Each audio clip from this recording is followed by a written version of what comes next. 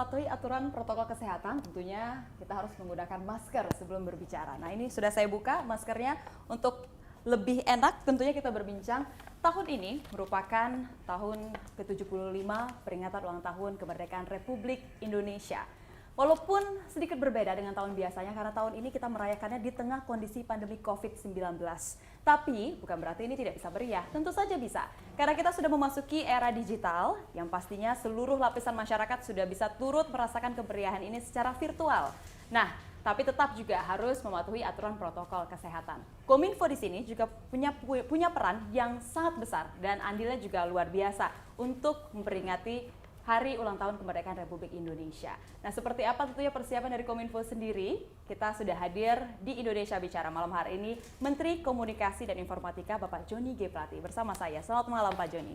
Selamat malam Nurul. Bagaimana apa kabar? Protokol kesehatan tetap terjaga, Betul. tetap dilaksanakan secara tertib, ya, secara berkesinambungan juga. Karena itu modal dasar kita untuk melawan COVID. Benar Pak, jadi kita harus tetap mematuhi aturan protokol kesehatan. Betul. Pak Joni, terima kasih sebelumnya sudah bergabung bersama kami di Indonesia Bicara. Kita tahu pasti ini jadwalnya padat sekali. Tentunya untuk menyambut kemeriahan ulang tahun Republik Indonesia, waktunya juga sebentar lagi, nggak nyampe 1 minggu Pak, persiapan Kominfo untuk melihatnya sendiri. Nanti kemeriahannya seperti apa kira-kira? Jadi begini, memang betul tadi yang disampaikan oleh Nurul ya, kepada pemirsa TVRI di seluruh tanah air kita, bahwa perayaan Hari Ulang Tahun Kemerdekaan Indonesia ke-75 tahun ini itu dirayakan secara khusus ya. Dirayakan secara khusus itu juga karena memang usia kita usia yang luar biasa. 75 ini tahun, 75 ya. tahun ya. Jadi memang harus dirayakan secara khusus. Secara khusus yang lain adalah karena memang perayaan 75 tahun ini di satu situasi global yang sangat berbeda yang belum pernah dialami oleh dunia, yaitu pandemi COVID-19. Karenanya dalam merayakan kemeriahan Hari Ulang Tahun Kemerdekaan kita, tentu kita rayakan dengan menyesuaikan dan mengadaptasikan pada lingkungan pandemi COVID-19 dengan melaksanakan protokol-protokol secara khusus protokol kesehatan ya. Nah, karena ini pandemi COVID-19 ya, maka tentu cara mengatasinya salah satu adalah di samping pakai masker jaga jarak. Sehingga pemanfaatan infrastruktur telekomunikasi dan digital akan memainkan peran yang luar biasa pentingnya untuk mendukung kemeriahan perayaan 75 tahun kemerdekaan Indonesia pada tanggal 17 Agustus nanti ya, dan seluruh seri kegiatannya. Nah, dari Kementerian Sekretariat Negara, Pak Menteri, Pak Profesor Patik ya, sudah menyampaikan kepada kita semuanya bahwa perayaan 17 Agustus kali ini itu dengan tema, dan temanya tetap luar biasa, bangkit untuk Indonesia maju. Bangkit ya, untuk Indonesia maju. Bangkit untuk Indonesia maju. Mengapa bangkit untuk Indonesia maju? 75 tahun yang lalu kita bangkit untuk mengalahkan penjajahan, kolonialisme, dan bangkit menjadi bangsa yang merdeka, diproklamasikan oleh tokoh-tokoh bangsa kita, proklamator kita, ya, Bapak Presiden Soekarno dan Bapak Wakil Presiden Muhammad Hatta.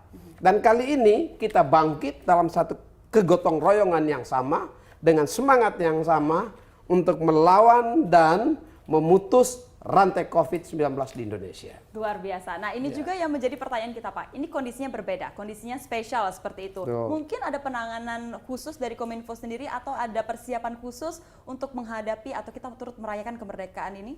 Ya, pasti ya.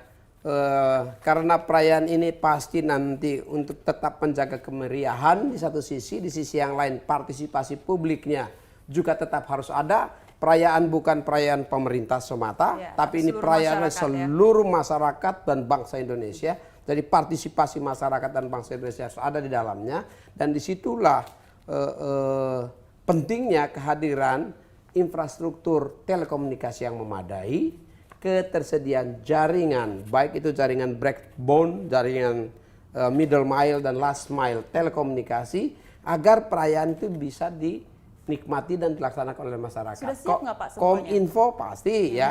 Di pusat kegiatannya yaitu di Istana memberikan dukungan teknologi informasi dan bandwidth yang cukup di Istana, baik oleh Kominfo melalui Badan Layanan Umum Kominfo Bakti ya, bekerja sama dengan operator seluler.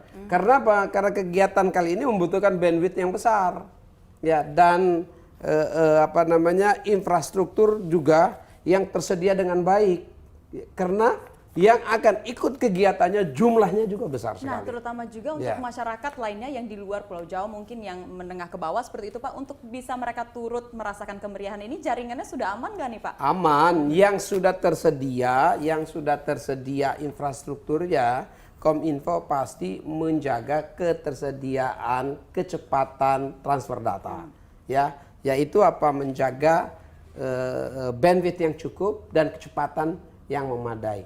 Nah, dalam rangka itu tentu koordinasi dengan operator seluler di seluruh titik di mana ada jaringan itu harus terjaga dengan baik. Ya. Itu yang pertama. Yang kedua pasti komunikasi publik harus dilakukan oleh Kominfo juga. Ya. Kebetulan Ibu Sekjen Kominfo, Ibu Niken ya, adalah Kepala Humas dalam rangka perayaan 17 Agustus ya. Dengan semua kegiatan-kegiatan yang sudah dilakukan. Ini ada beberapa kegiatan dalam rangka 17 Agustus, bukan pada hari H tanggal 17 Agustus saja, tapi dalam satu seri kegiatan. Mulai kegiatan 14 Agustus yaitu pidato kenegaraan Bapak Presiden di hadapan DPR, DPD dan MPR RI, lalu perayaan memperingati detik-detik proklamasi sendiri pada tanggal 17 Agustus ya. Jam 10.17 itu dengan mengajak pada saat jam 10 pagi lewat 17 menit waktu Indonesia Barat itu ya, peringatan detik-detik proklamasinya, juga mengajak seluruh masyarakat di Indonesia untuk menyisihkan waktunya ya, memperingati itu secara meriah, memberikan penghormatan dan kekusukan yang khusus ya, untuk mengenang dan memperingati proklamasi kita 75 tahun yang lalu ya. Untuk Indonesia Baratnya jam 10 lewat 17 menit ya. Indonesia Tengahnya jam 11 lewat 17 menit dan Indonesia Timurnya jam 12 lewat 17 menit selama sekitar 3 menit. 3 menit tetapi perayaan 75 tahun kemerdekaan kita. Ya, 3 menit saja kita minta masyarakat untuk meluangkan waktunya untuk sama-sama kita turut. Seluruh keceriaan kita yang merayakan itu dalam 3 menit kita wujudkan dalam kekhususan. Betul. Kekusukan kita ya. Walaupun dengan memberikan virtual, penghormatan Pak, secara khusus. Betul. Ya. Walaupun secara virtual nggak apa-apa, ini nggak jadi masalah kan Pak ya? Nah sekarang ini ada perubahan cara berpikir ya. COVID-19 memberikan dampak lain dari dampak medis ya, sakit ya, dan ekonomi. Ya, yang selama ini dilihat sebagai tantangan yang luar biasa. Tapi COVID-19 juga mendorong satu hal yang positif, ya, yaitu akselerasi transformasi digital. Nah, akselerasi transformasi digital ini yang ditangkap oleh Bapak Presiden, Bapak Jokowi ya, bahwa itu hal positif. Kita harus mengambil bagian untuk mendorong bangsa kita melakukan percepatan memasuki era transformasi digital. Dengan adanya COVID, dimulai dari perayaan 17 Agustus itu sendiri dengan memanfaatkan teknologi digital kita, dan disitulah optimisme kita bangkitkan. Satu kekuatan Indonesia dulu pada saat melawan penjajah kolonialisme ya, adalah kegotong royongan ya, kebersamaan kita untuk menghadapi musuh bersama. Waktu itu adalah kolonialisme untuk memproklamasi kemerdekaan. Saat ini semangat kegotong royongan yang sama harus muncul kembali, yaitu melawan siapa? Melawan musuh bersama saat ini, COVID-19. Okay. Mari kita lawan. Kalau dulu berhasil memerdekakan, sekarang kita berhasil ya untuk menyetop COVID-19 di Indonesia. Kita mau lihat juga nanti pandangan Pak Joni terkait dengan gotong royong dan semangat masyarakat Indonesia saat ini seperti apa, terutama di tengah pandemi. Apalagi saat ini sudah banyak perubahan yang dilakukan oleh Kominfo dan juga pemerintah dalam virtual atau digitalisasi, di era digitalisasi saat ini. Usai jeda kami akan segera kembali.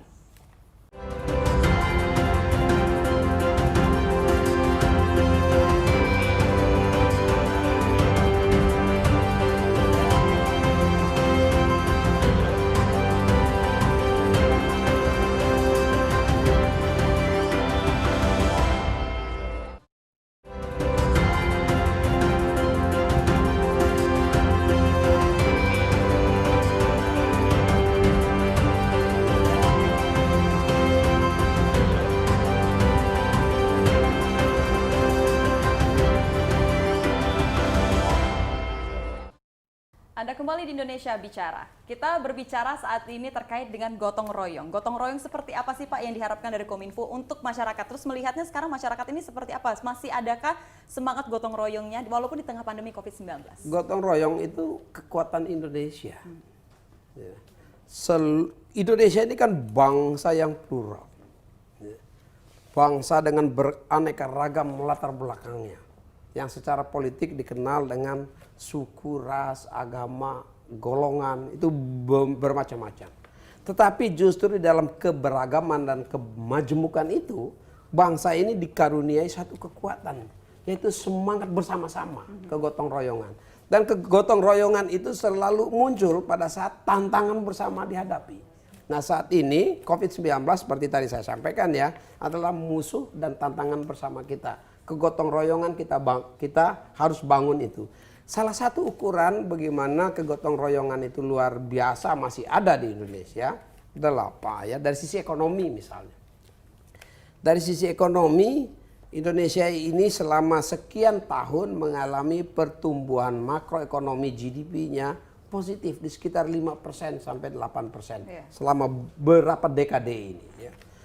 Tapi khusus tahun ini, ya, baik itu kuartal 1 kita masih positif 2,97%, kuartal kedua kita terkena kontraksi, ya 5,32%, ya luar biasa kontraksi ya. Tetapi ya kontraksi Indonesia ini masih jauh lebih kecil dibandingkan bangsa-bangsa lain, ya. Bahkan negara-negara besar lainnya di dunia yang mengalami kontraksi ekonomi yang jauh lebih dalam. Mengapa bisa begitu? Mengapa bangsa-bangsa besar ya yang hebat-hebat kontraksinya begitu luar biasa akibat COVID-19. Sambil Indonesia juga terjadi kontraksi, tapi tidak sedalam seperti bangsa yang lain. Apa kalau Karena di Indonesia ada kegotong royongan. Kegotong royongan itu di mana? Kegotong royongan itu perekonomian Indonesia ditopang ya secara kuat oleh usaha mikro, kecil, menengah dan ultra mikro. Usaha kecil, menengah dan ultra mikro ini adalah ekonomi yang begitu besarnya, penyumbang 60% GDP nasional kita, ya, yang merupakan kegotong royongan masyarakat. Yang dulu teori ekonomi bilang trickle down, rembes ke bawah. Ya, begitu berhadapan dengan tekanan perekonomian, kekuatannya justru berada di bawah. Apa yang ada di bawah? Kegotong royongan. Dan kegotong royongan itu yang menjadi titik sentral sekarang perhatian pemerintah di bawah leadership Pak Joko Widodo, bagaimana untuk mengatasi krisis. Makanya pemerintah melalui stimulus APBN-nya memberikan dorongan dan dukungan untuk mengalirkan likuiditas ke perekonomian masyarakat, khususnya berupa perlindungan sosial dan asistensi atau insentif kepada usaha kecil, menengah, mikro dan ultra mikro. Nah, karena di situ ada kegotong royongan. Ya.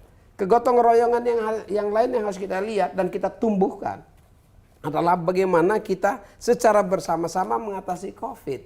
COVID-19 ini tidak bisa diatasi dengan cepat hanya oleh satu komponen, hanya oleh pemerintah atau dua komponen. Tapi harus seluruh komponen bangsa, ya. Baik itu pemerintah dan lembaga-lembaga negara termasuk lembaga DPR dan DPRD tentunya ya.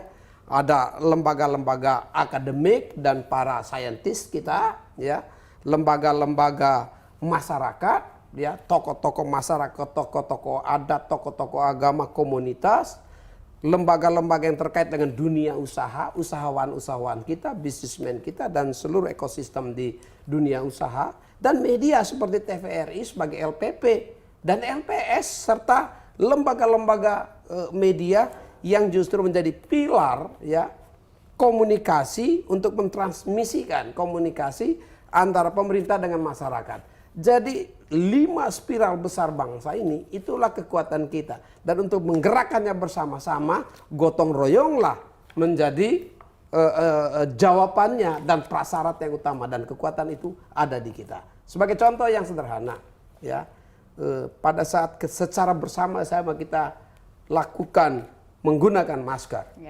ya, Begitu kita secara bersama-sama menggunakan masker, maka yang pertama akan memberikan perlindungan terhadap diri kita sendiri. Yang kedua memberi perlindungan kepada lingkungan terdekat kita, keluarga, bapak, mama, kakak, adik, opa, oma, ya, dan seterusnya, semuanya. Di lingkungan yang berikutnya, lingkungan tetangga, RT, RW, lingkungan kelurahan kita, lebih besar lagi lingkungan kabupaten, provinsi, dan lingkungan negara. Nah, kalau semuanya menggunakan itu, maka kita menjadi perisai bangsa untuk mengatasi COVID. Tetapi sekaligus menggunakan masker bukan saja alasan medis. Tapi ini juga sekarang ini dia sudah juga menjadi ya, fashion. Dia sudah menjadi fashion. Memakai masker itu dengan bentuk-bentuk dan model-model yang sekarang makin berkembang kreatif, ya. Bahkan menggunakan materi bahan-bahan tenunan daerah gitu ya.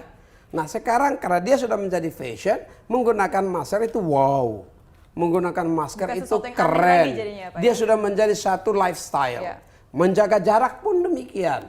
Kalau tadinya rame-rame berkerumunan, saling berebutan, sekarang kita lebih teratur. Wow, keren. Ternyata kita bisa mengatur dengan tertib, ya. Hal-hal seperti itu, mencuci tangan. Mencuci tangan ini kan sudah sejak zaman dulu, dari SD kan. Dibiasakan cuci tangan, cuci kaki, ya. Tapi biasanya waktu mau makan, waktu mau tidur. Kalau sekarang sering mencuci tangan sudah menjadi model dan lifestyle, maka dunia akan melihat, wow, Indonesia keren ya. Ada hal-hal baru, dampak dari COVID-19 ini membentuk satu cara berpikir dan pola hidup yang baru dalam pola kegotong royongan kita sebagai bangsa. Kalau dari Kominfo sendiri untuk memberikan semangat gotong royong kepada masyarakat seperti apa Pak dalam situasi seperti ini? Nah, kegotong royongan itu ada banyak dimensinya. Ya, kegotong royongan dalam arti bekerja bersama-sama untuk menghadapi satu tantangan bersama itu gotong royong. Gotong royong juga punya dimensi yang lain. Dimensi yang lain adalah dimensi subsidiaritas, ya, saling membantu. Ya. Nah, prinsip-prinsip subsidiaritas ini saling membantu ini Kominfo tentu mengambil. Tidak semua masyarakat ini mempunyai kemampuan yang sama. Nah, Pak Joko Widodo melalui program-program pemerintah dan pembiayaan pemerintah lalu memberikan perlindungan sosial, baik itu untuk kebutuhan makanan, keseharian, untuk kependudukan kesehatan, pendidikan, dan semuanya bagaimana itu dilakukan dalam rangka kegotong royongan.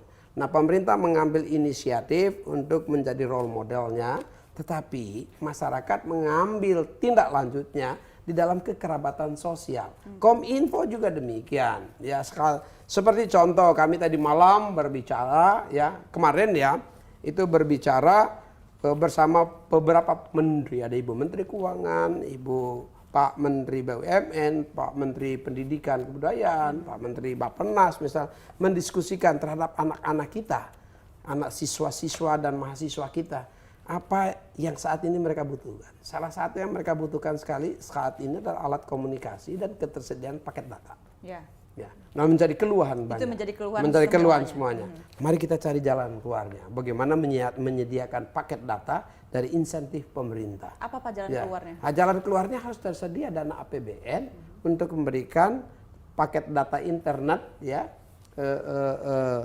secara gratis dalam proses long distance learning misalnya, ya, untuk keperluan belajar jarak jauh. Ya. Itu perlu disediakan. Kominfo juga, bagaimana Kominfo untuk mengambil bagiannya, memastikan di tempat-tempat tertentu yang selama ini sulit tersedia akses internet untuk pelayanan kesehatan, segera bangun dulu untuk memberikan dukungan. Realisasinya kapan Pak kira-kira? Nah, sekarang ini sedang berlangsung. Kali ini saja di wilayah 3T untuk tahun 2020 ada 1.209 desa, ya, sedang dibangun fasilitas untuk tersedianya sinyal 4G di wilayah 3T oleh Kominfo, ya.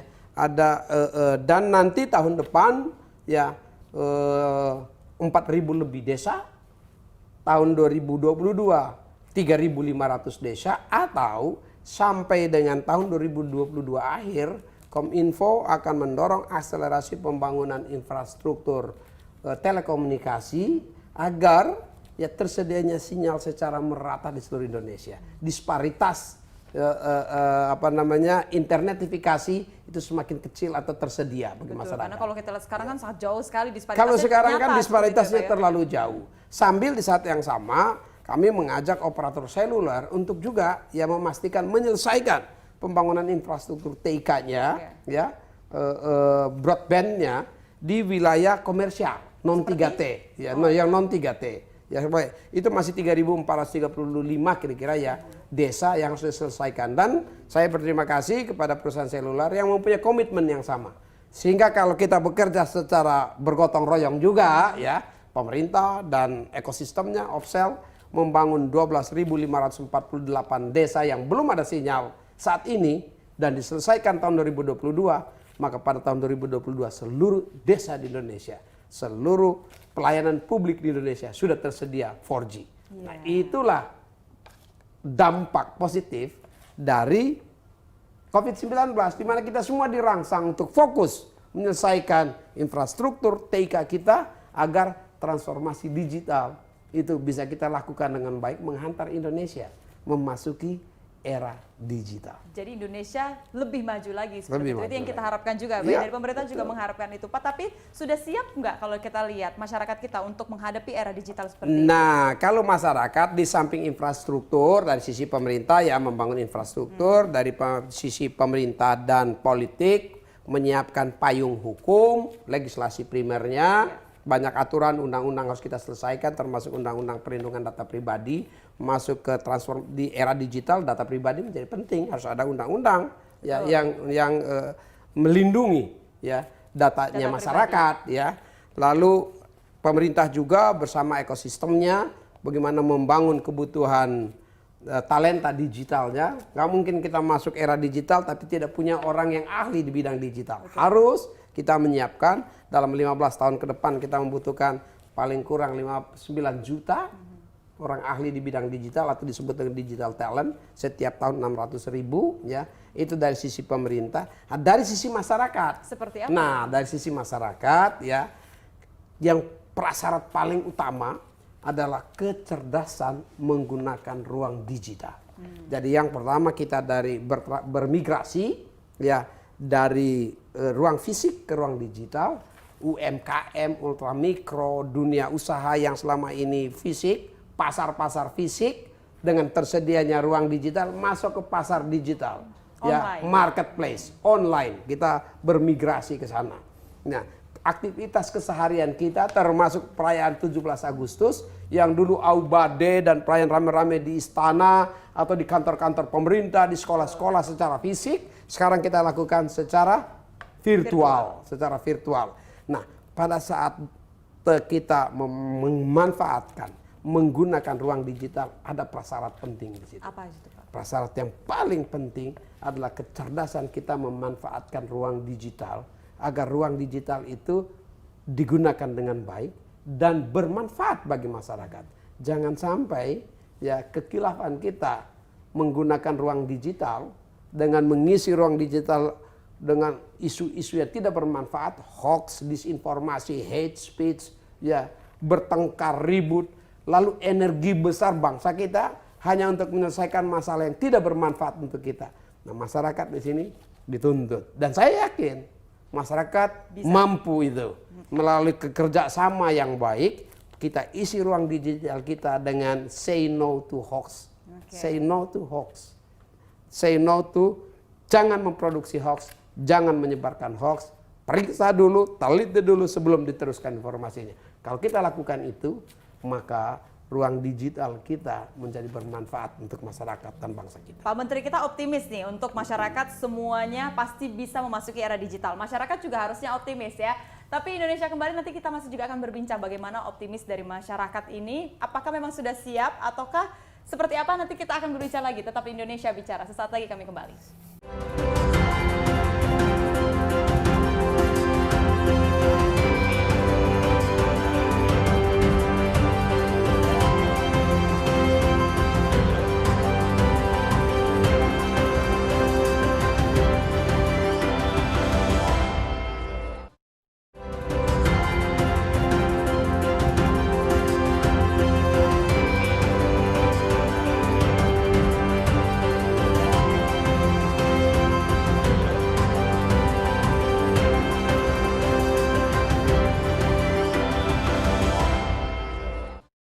Anda kembali bersama kami di Indonesia Bicara, ketangguhan beradaptasi dari masyarakat. Sebenarnya kita sudah mampu tidak sih untuk beradaptasi dengan era digital yang baru saat ini di tengah pandemi COVID-19? Saya mau tanya ke Pak Menteri, sudah siap nggak sih Pak kira-kira, terutama di tengah kondisi pandemi COVID-19 ini ya? Karena kita lihat banyak juga masyarakat, apalagi kalau misalnya kita bilang soal persiapan digitalisasi, ini sudah masuk di era digitalisasi. Tapi masyarakat juga masih suka ada yang tidak bisa memanfaatkan bantuan-bantuan juga dari pemerintah, mulai dari jaringan, gadget untuk hal-hal yang mungkin kurang berguna juga seperti itu. Jadi begini ya, kalau ditanya siap apa tidak siap, nggak ada kata tidak siap untuk Harus Indonesia. siap ya? Kita harus siap ya. Mampu atau tidak mampu, nggak ada Harus kata mampu. tidak mampu. Kita harus mampu. Bisa atau tidak bisa, nggak ada itu tidak bisa. Kita bisa karena memang kita siap, ya kita mampu, kita bisa. Tinggal bagaimana kita menggunakan kekuatan positif itu untuk kita manfaatkan ruang digital kita. Nah, bagi masyarakat, kalau saya lihat sebagai contoh ya, migrasinya UMKM. Ya. UMKM kita ini ada sekitar 64 juta. Ya, pada saat masuk ke era COVID ini, di mana perpindahan ekonominya ke ruang digital dan digital ekonomi kita makin besar, itu setiap hari terjadi migrasi yang besar ya dari UMKM ultramikro fisik ke digital. Ya, sekarang ini sudah 8 juta lebih, bahkan 9 juta dari 64 juta UMKM sudah menjadi UMKM digital di e-commerce ya, menggunakan daring ya untuk kebutuhan bisnisnya. Dan ini berkembang tinggi. Dari evaluasi BPS ya, laporan BPS kuartal 2 2020 year on year dibandingkan dengan tahun yang lalu, satu-satunya sektor yang bertumbuh 2 digit yaitu sektor informasi dan komunikasi. Betul, pertumbuhannya positif ya Pak ya. 10,88%. Kuartal satunya 9. Paling tinggi ini. Bukan saja paling tinggi, satu-satunya yang naik. Kuartal satunya 9, kuartal 2-nya 10,88, naik dia. Ada sektor yang lain juga masih positif, tapi bukan naik, turun karena dia terdampak. Ya. Tapi turunnya nggak negatif, masih tetap positif. Ada yang negatif, ada yang memang sangat terdampak. Ya, ada. Ya misalnya di sektor transportasi, perhotelan sangat terdampak. Tapi disitulah keberpihakan dari pemerintah bagaimana mengatasinya. Ya. Nah, pada saat di mana ya terjadi COVID-19, mana masyarakat dituntut supaya siap ya, maka migrasinya UMKM ultramikro ke ruang digital bisa dilakukan. Kalau UMKM ultramikro itu bisa bermigrasi, apalagi yang lain, berarti kita mampu. Ya, Kominfo sendiri mempunyai program literasi digital cyber kreasi. Itu menjangkau 75 juta rakyat, memperkenalkan apa itu digital. Ya. Kan tidak semua secara otomatis langsung tahu gitu langsung ya, Pak, ya. bisa, langsung mampu, Nurul, enggak. Tetapi mayoritas masyarakat kita mempunyai kemampuan beradaptasi ke satu lingkungan yang baru, yaitu lingkungan digital. Ada. Nih masyarakat kita ini kan salah satu yang luar biasanya ya, terhadap perubahan itu adaptasinya cepat. Ya. Nah sekarang kita berubah ke digital, adaptasinya pun cepat.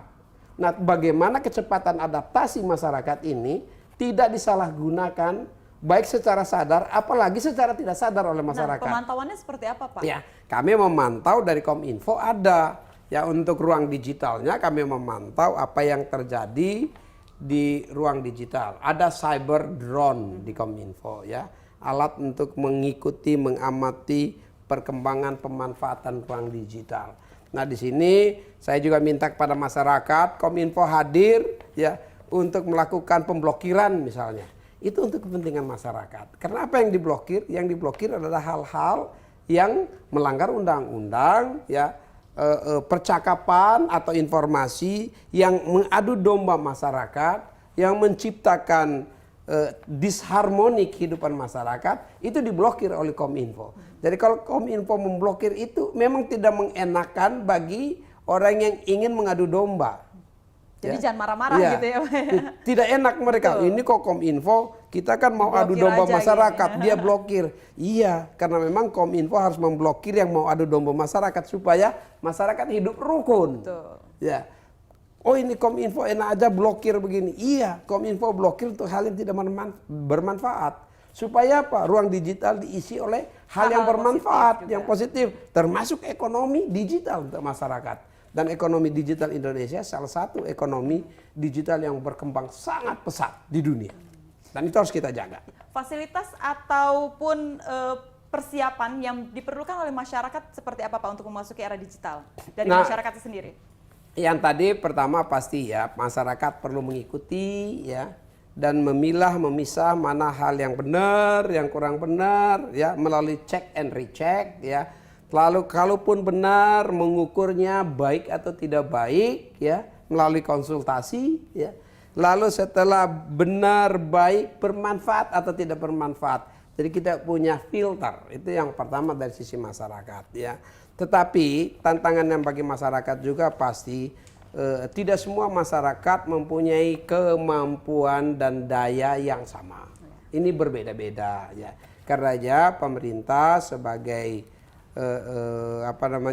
pengayom semuanya mengambil kebijakan-kebijakan mana yang diberikan dorongan ya yang bisa bergerak sendiri ya mana yang perlu diberikan asistensi ya yang berikan asistensi ini seperti misalnya memberikan insentif ya melalui stimulus APBN perlindungan sosial memberikan asistensi bagi anak-anak sekolah guru-guru ya, yang selama ini sudah banyak diberikan, tapi yang dikeluhkan sekarang adalah yang digital, yang paket data sedang diselesaikan. Paket data dan juga gadgetnya ya Pak ya. Nah, paket data dan tentu gadgetnya, ya gadgetnya juga tentu tidak mudah. Kenapa? Ini bukan hal yang murah. Misalnya satu keluarga, Nurul, anaknya 3 orang, perlu berapa gadget di situ?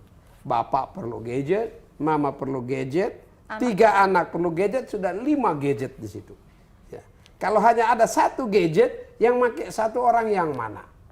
Nah, ini tentu perlu juga kita ya disiplin dan tertib. Kalau ada asistensi nanti mudah-mudahan ya kita doakan ya insya Allah gitu ya.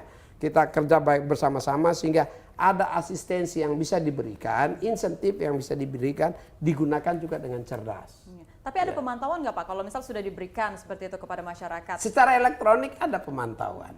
Ya, kita bisa tidak tahu, kan? kita bisa tahu ya, misalnya melalui pemantauan, pemanfaatan bandwidth dan kecepatan. Di mana yang padat, mana yang tidak padat, bermigrasi, berpindah kemana, ya. Lalu apalagi melalui data, data kan itu pasti untuk anak-anak, misalnya ya asistensinya untuk anak-anak sekolah, ya. Kan terlihat ya yang dipakai itu untuk apa bisa. Tapi ya Kominfo bukan polisi masyarakat. Ya, Kominfo adalah bagian dari masyarakat dan mengayomi masyarakat. Karenanya Kominfo memonitor dan mengingatkan masyarakat untuk kalau salah kembali pakai yang benar. Jadi yang pertama mulai dari kesadaran masyarakat itu sendiri. Ya bagaimana kita gunakan. Digital, telekomunikasi itu menggunakan juga sumber daya. Ya. Dalam hal ini sumber daya frekuensi. Sumber daya frekuensi itu milik bangsa, milik negara, milik rakyat. Dan jumlahnya terbatas. Ya. Di udara ini ada batas-batasnya. Kita tidak lihat ini. Frekuensi kan nggak bisa dipegang, nggak bisa dirasa, kan nggak. Tapi dia ada. Dan dia ada jalurnya. Ya. Ada lebarnya, disebut dengan lebar pita, ya ada lebarnya, ada yang dia bisa tabrakan juga, karenanya harus diatur dikelola dengan baik, karena dia sangat terbatas. Tentu menjadi tugas pemerintah, tugas Kominfo melakukan tata kelola frekuensi secara optimal, ya pemanfaatannya secara optimal dan digunakan untuk kepentingan masyarakat ya dengan baik. Nah supaya hasil dan manfaatnya baik, masyarakat juga memanfaatkannya secara cerdas. Tata kelola jaringan sekarang seperti apa Pak kalau dilihat alurnya? Tata kelola ini kalau teknis ya, Nurul tanya teknis. hingga saat ini Indonesia kita ya menggunakan 737 MHz pita frekuensi. Tapi dari proyeksi kami Kominfo sampai tahun 2024 kita membutuhkan 2047 MHz frekuensi atau perlu tambahan 1310. Ya.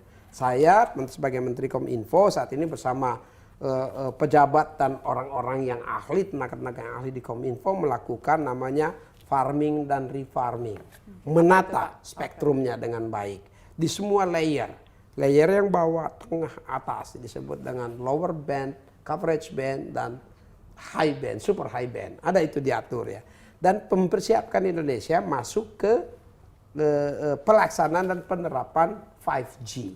Untuk 5G saja kita membutuhkan 1880 MHz frekuensi di semua layer juga ya. Khususnya layer-layer yang penting untuk 5G di 2,3, 2,6, 3,3, 3,5 GHz gitu ya. Ini harus disiapkan dengan baik dan saat ini kami melakukan farming dan refarming.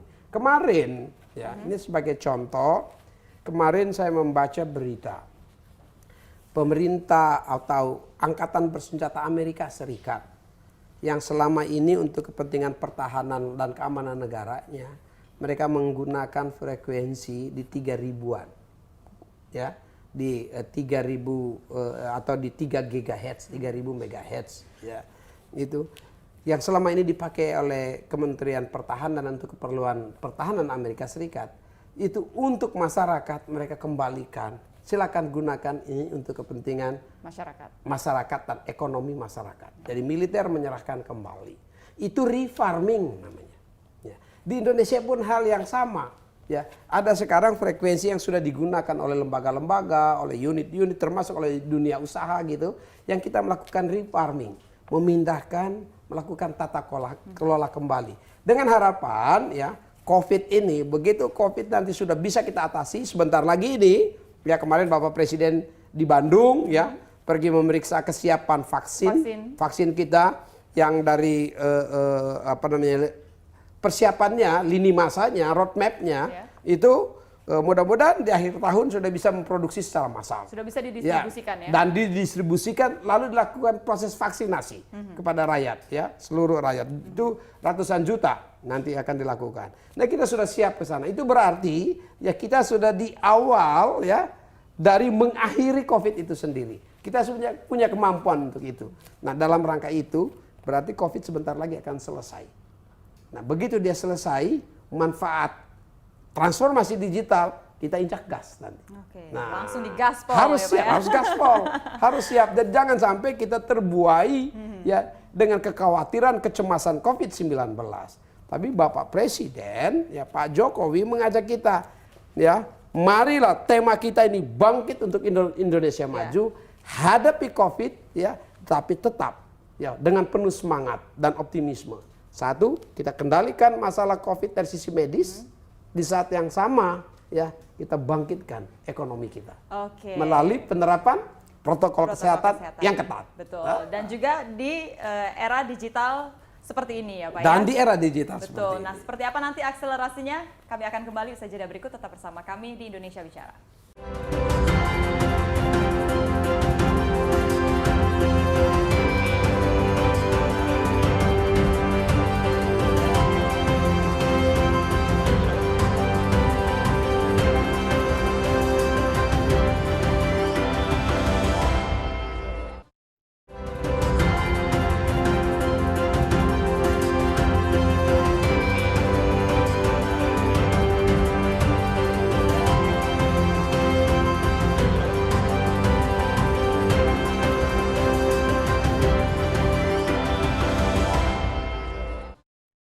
Anda kembali di Indonesia Bicara. Kita berbicara soal akselerasi transformasi digital. Saya ingin tanya Pak, seperti apa akselerasi transformasi digital kita saat ini? Ini hal yang sangat luas. Ya, pada saat saya diminta jadi menteri oleh Bapak Presiden untuk membantu Pak Presiden, Pak Jokowi pesan, yang pertama yang harus diperhatikan itu adalah kedaulatan data sovereignty katanya. Satu. Yang kedua, Bapak Presiden sampaikan perangi, atasi kriminal cyber crime. Yang ketiga, kembangkan industri informatikanya atau digitalisasinya. 3 hal itu. Tiba-tiba COVID-nya muncul. Datang begitu saja. Begitu COVID-nya muncul, 3 hal ini dilakukan akselerasi justru. Ya. Nah, dalam rangka akselerasi digital kita, transformasi digital kita, ada beberapa hal penting yang harus kita siapkan. Apa itu, Pak? Ya. Yang pertama, menyelesaikan deployment pembangunan infrastruktur TIK. Ya. Dalam rangka internetifikasi Indonesia, hadirkan internet di seluruh Indonesia, dan memperkecil disparitas internet. Ya. Kesenjangannya diperkecil. Nah, setelah kami meneliti semuanya, secara administratif ya sudah tersedia jaringan 4G di 70.670 desa kelurahan di Indonesia. Tetapi masih tersisa 12.548 desa yang belum tersedia 4G sinyal. Yang terdiri dari 3.435 di wilayah non 3T atau wilayah komersial. Saya sudah berbicara dengan operator seluler untuk segera membangun dalam 2 tahun ke depan seperti tadi saya sampaikan, dan ada 9.113 desa kelurahan di wilayah 3T, wilayah yang sulit. Nah, kami sudah menyiapkan programnya, sudah disetujui oleh Bapak Presiden untuk diselesaikan dalam 2 tahun melalui kombinasi pembiayaan, bauran pembiayaan. Ada unsur APBN, rupiah murni, ada unsur PNBP, ada unsur Universal Service Obligations di dalamnya, ya. Dengan harapan membangun semuanya selesai dalam tahun 2020, 2021 dan 2022 ya. Dengan demikian infrastruktur kita sudah tersedia ya. Lalu yang kedua ya, kita harus menyelesaikan pembangunan dalam rangka ya satu data Indonesia dan pusat-pusat data. Ya, saat ini Indonesia pemerintah saja ya, untuk pemerintahan berbasis elektronik atau e-government ya, itu menggunakan 2.700 data center. Dan hanya sedikit diantaranya yang memenuhi standar global. Sehingga Kominfo ya akan bekerja untuk memastikan konsolidasi dan interoperabilitas seluruh data di Indonesia. Ya, saat sekarang ini agar kita mempunyai satu data yang bisa memberikan pelayanan publik dengan baik, kan kita tahu ini ya, misalnya bantuan sosial ya sudah disediakan dalam jumlah yang besar, yang banyak ya, yang sesuai kebutuhannya. Tapi ya by name by address-nya ya, tepat orang dan tepat alamatnya kan jadi masalah. Yeah. Kenapa itu? Karena data. Jadi kita harus membangun satu pusat data nasional ya, dalam rangka satu data nasional ya, untuk kepentingan pengambilan kebijakan nasional. Nah, untuk itu tentu harus disiapkan juga ekosistem untuk mendorong transformasi digital, tidak saja di sektor pemerintah tapi juga sektor privat ya. Nah, di sektor pemerintahnya, sektor-sektor strategis pemerintah harus dibangun. Misalnya tadi ya, transformasi digital di sektor kesehatan, transformasi digital di sektor pendidikan, ya, transformasi digital di sektor ekonomi, transformasi digital di sektor diplomasi, transformasi digital di sektor pertahanan keamanan, transformasi digital di berbagai sektor kita. Ya, itu harus kita siapkan. Ya, dan kita juga perlu menata, ya, sebut transformasi digital, maka tidak akan terlepas juga dari frekuensi. Ya. Tadi yang kita sudah bicarakan. Harus menata dan melakukan farming dan refarming frekuensi spektrum. Harus siap juga sumber daya manusia atau talenta digital. Nah, dalam rangka menyiapkan talenta digital, nggak bisa juga hanya Kominfo. Kominfo memberikan stimulus melalui program-program yang ada di Kominfo. Apakah Gerakan Nasional Cyber Kreasi, apa Digital Talent Scholarship, Digital Leadership Academy yang disiapkan ya itu. Tetapi ya juga mengajak ekosistemnya, perusahaan-perusahaan global untuk terlibat di dalamnya, bersama Menteri Pendidikan, Menteri Agama, ya, bagaimana kurikulum dalam rangka transformasi digital perlu disiapkan. Semua stakeholder dari pelibatan perusahaan global dan teknologi dan sumber daya, tidak saja sumber daya nasional, tapi sumber daya global juga, orang-orang yang ahli global kita gunakan juga untuk melakukan persiapan digital talent dan berbagai sektor lainnya, ya. itu harus disiapkan satu pekerjaan yang tentu panjang, ya. Tetapi ya Indonesia ini bukan karena COVID ini saja. Sebetulnya jauh sebelumnya sudah melakukan studi-studi, ya, roadmap menuju digital nation, bangsa digital itu sudah disiapkan. Nah, sekarang menjadi lebih cepat karena ada COVID, sehingga disebut dengan akselerasi transformasi digital. Oke, Pak, tadi Bapak menyebutkan ada program-program yang sudah di-ACC oleh Presiden. Program apa, Pak? Nah, itu tadi ya, program sudah di-ACC. Yang pertama menyelesaikan pembangunan infrastruktur TIK yang tadi saya sebutkan tadi, dalam waktu sampai tahun 2022 harus sudah selesai. Lalu juga sudah ada keputusan pemerintah untuk membangun pusat data nasional. Ya, saya sedang bekerja untuk itu, ya. Pusat data nasional menyiapkan peralatannya, lokasinya pasti, ya. Lalu alat-alatnya dari mana, pembiayaannya berapa, dan cloud computingnya seperti apa. Karena apa? Di situ untuk menjaga sovereignty, kedaulatan data kita.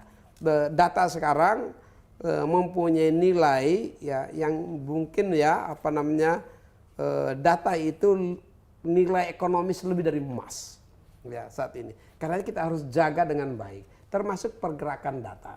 Ya, pergerakan data di dalam negeri maupun pergerakan data lintas negara, termasuk serangan terhadap data. Ya, tadi disebut dengan cybercrime. Cybercrime salah satunya adalah serangan itu sendiri, ya, cyber attack, penyerangan terhadap data kita. Setiap hari, setiap menit ada serangan terhadap data, baik data pemerintah maupun data-data yang dimiliki oleh penyelenggara sistem elektronik kita. Nah, ini security system kita harus tinggi. Nah, ini semuanya kita siapkan atas arahan Bapak Presiden. Tidak itu saja, bahkan sampai digitalisasi industri penyiaran. Ya, kita juga sedang menyiapkan bagaimana analog switch off untuk masuk ke penyiaran digital, baik untuk broadband, ya, atau broadcasting, baik untuk broadcasting maupun untuk narrowcasting. Harus kita siapkan, termasuk untuk TVRI sebagai LPP. Bagaimana TVRI perlu mempersiapkan diri untuk masuk ke era transformasi digital, yaitu broadcasting atau narrowcasting digital. Sekarang TVRI sudah membangun menara-menara, peralatan-peralatan untuk khususnya di wilayah perbatasan. Untuk apa? Untuk masuk ke digitalisasi pertelevisian. Nanti, ya, Kominfo bersama DPR sedang menyelesaikan payung hukumnya. Begitu payung hukumnya tidak saja LPP, LPS juga, ya, semuanya masuk ke digital, dan digital mempunyai manfaat yang luar biasa, efisiensi, termasuk efisiensi spektrum yang disebut dengan digital dividend. Oke, Pak, target akhir dari percepatan digital kita kapan kira-kira? Digitalisasi itu satu unfinished job, ya, going concern. Dia akan berlangsung terus menerus, meningkat sesuai dengan temuan-temuan baru. Makanya di Indonesia ini kepada kaum milenial selalu saya sampaikan, kita butuh milenial 3I. Apa tuh, Pak? Ya, milenial yang pertama adalah milenial inventor. Lakukan temuan-temuan, ya. Kreatif seperti itu, ya. Iya, yang inventor, penemuan, ya, invensi. Milenial invensi, ya. Yang kedua, kita butuhkan milenial yang inovatif, inovators, ya, kreator, menemukan, membangun sesuatu, mengembangkan inovasi-inovasi yang baru. Yang ketiga, kita butuh juga milenial investor, ya, yang mau mengambil bagian dalam digital ekonomi. Makanya kita mendorong program yang namanya startup, digital startup, ya, meningkatkan menjadi unicorn, nanti menjadi decacorn, jangan cuma satu. Sudah banyak, ya, Pak, nih 3I di Indonesia. Ya, sekarang ini dia bertumbuh berkembang, ya. Ini milenial kan, milenial ini paling cepat adaptasinya dengan gadget, dengan digital. Jadi kita perlu milenial yang mempunyai kemampuan invensi yang tinggi, mempunyai kemampuan inovasi dan kreasi yang tinggi, dan mempunyai semangat dan naluri bisnis, yaitu investasi. Nah ini pemerintah melakukan dorongan untuk membangun milenial seperti itu. Itulah ekonomi digital. Dan ada di para milenial. Tugas saya ini mempersiapkan satu playing fields untuk milenial Indonesia. Oke. Pak, terakhir himbauan untuk masyarakat kira-kira apa nih untuk Nah percepatan untuk digital masyarakat ya Nurul ya, kita sebentar lagi akan merayakan hari ulang tahun proklamasi kita ke-75. Ya. Mari kita rayakan HUT RI ke-75 secara meriah di ruang digital.